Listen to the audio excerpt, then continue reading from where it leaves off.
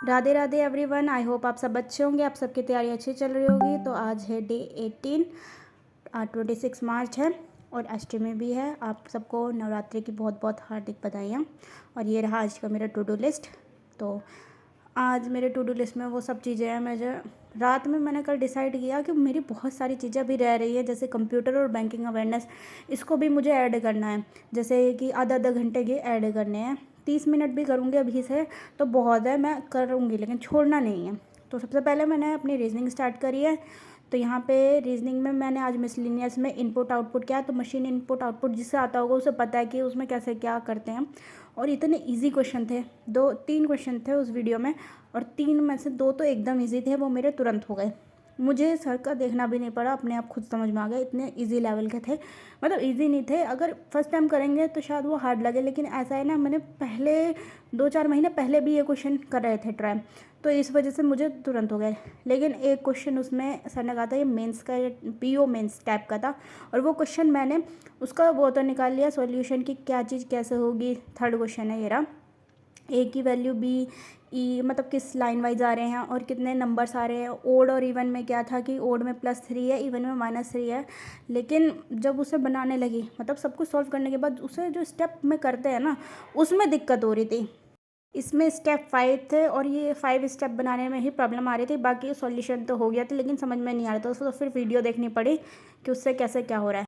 ऐसा है ना कि रोज़ डेली प्रैक्टिस करेंगे ना मिसलिनियस पार्ट की, तो वो भी हमारी स्ट्रांग होती चली जाएगी। और हाँ, मिसलिनियस पार्ट मेंस से तो पजल्स से तो बहुत ज़्यादा इजी है और आराम से हो जाएगा। तो यहाँ पे मैंने रीजनिंग ऐड नहीं किया था, उसमें टू डू लिस्ट जब दिखाई थी बाद में ऐड किया तो वो मेरा हो चुका था। और यहाँ पे मैंने सुबह सबसे पहले उठ के एक रीजनिंग का सेक्शनल मॉक भी दिया था आरबीआई असिस्टेंट का, और एक इंग्लिश का भी सेक्शनल मॉक दिया था। तो अभी मैथ्स का मैं शाम को देने वाली थी, तो वो भी आगे है, मतलब मैंने दिया था मॉक भी।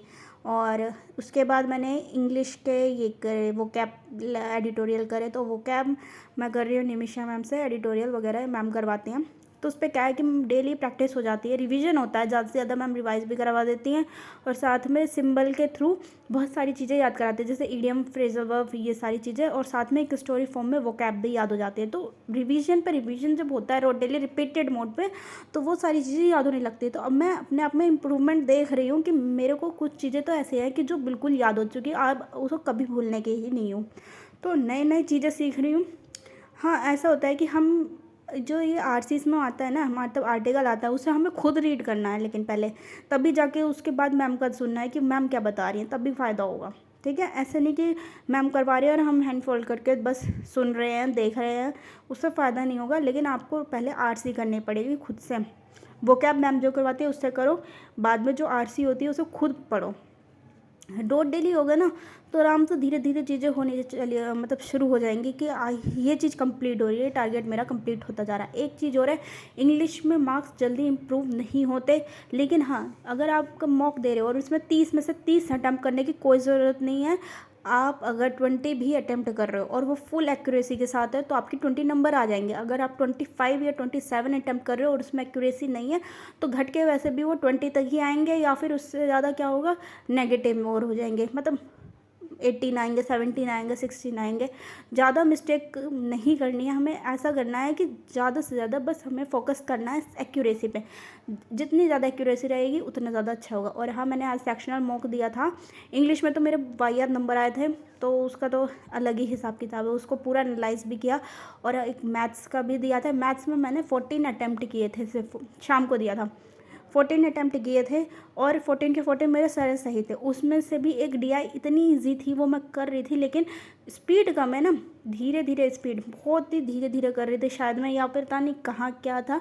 तो वो क्वेश्चन मेरा वहीं अटक गया, जरा सी हल्के से चूक की वजह से वो मेरे 2 मिनट चला गया। और वो क्वेश्चन इतना ईजी था डीआई का, 5 नंबर वहाँ से हो जाते, 19 नंबर हो जाते।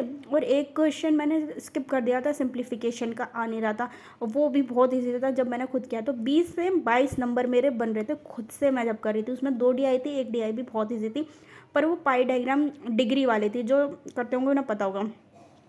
तो बहुत ईजी था। और रीजनिंग भी बहुत ईजी थी। रीजनिंग में बस एक पजल नहीं बना पाई थी, ऐसा हुआ था कि टाइम हो गया था पूरा और क्वेश्चन मेरे सारे हो गए थे, बस एक पज़ल बना रही थी पर हो नहीं पाया था। और ये रहा दोपहर में मैंने करंट अफेयर किए थे। करंट अफेयर की क्लास आज सुबह नहीं हुई थी, आज दोपहर में हुई, तो मुझे दोपहर में ही करना पड़ा। और देन उसके बाद मैंने शाम को कंप्यूटर स्टार्ट किया। तो कंप्यूटर में मुझे है ना, मैं फ़र्स्ट टाइम अब कर रही हूँ कंप्यूटर। मैंने कंप्यूटर पहले नहीं किया इतना, मतलब कंप्यूटर चलाना आता, सब कुछ आता, लेकिन एक थ्योरी उसको याद करना, शॉर्टकट की इसको एकदम सिलेबस को एकदम घोल के पीना है। कंप्यूटर का 40 के 40 नंबर आप वहाँ से निकाल सकते हैं आरआरबी क्लर्क में। बाकी कंप्यूटर का पेपर भी अब आजकल इजी नहीं आता, काफ़ी अच्छे खासे लेवल का आ रहा है। तो मैं पहले देख रही थी कि सचिन अरोड़ा सर करके हैं, वो बता रहे थे, तो वो सारी चीज़ें मैं देख रही थी कंप्यूटर में कैसे करूँ, क्या सिलेबस है, क्या चीज़ नहीं मतलब मुझे करनी है, एमसीक्यू करना है, कैसे करना है, तो वो सब मैं सोच रही थी। बस वीडियो देख के, वो 20 मिनट का था, मुझे समझना था। और देन शाम को मैंने एक मेंस की डीआई भी करी है, और हाँ सेक्शनल मॉक भी मैंने सारे दिए थे जो मैंने बताया। और कल अगर जिसको भी मॉक देना है आरबीआई असिस्टेंट का, तो कल टेक्स्ट बुक पे फ्री है, मतलब आज भी है वो, कल भी रहेगा। लाइव मॉक है, फ्री ऑफ कॉस्ट है, तो जिसे देना वो दे सकता है।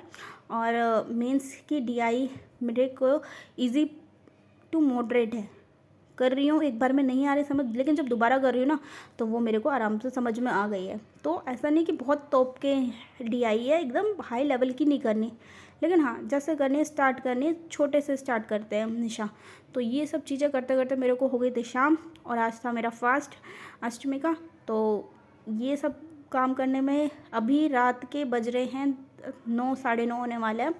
और अब मैं देखूंगी कि मेरे को क्या करना है। मेरे को बस एक पार्टनरशिप के मेंस की क्लास है या वो करने हैं, और एक बैंकिंग अवेयरनेस की क्लास। मेरा पूरा टू डू लिस्ट सब हो चुका है। तो बैंकिंग अवेयरनेस मेरे को बस सुनना है, समझना है, तो 15-20 मिनट वो करूँगी। और मेंस के पार्टनरशिप के क्वेश्चन है तो 2-3 वो करूँगी, ज़्यादा नहीं करने की, क्योंकि कल सुबह मुझे जल्दी उठना है।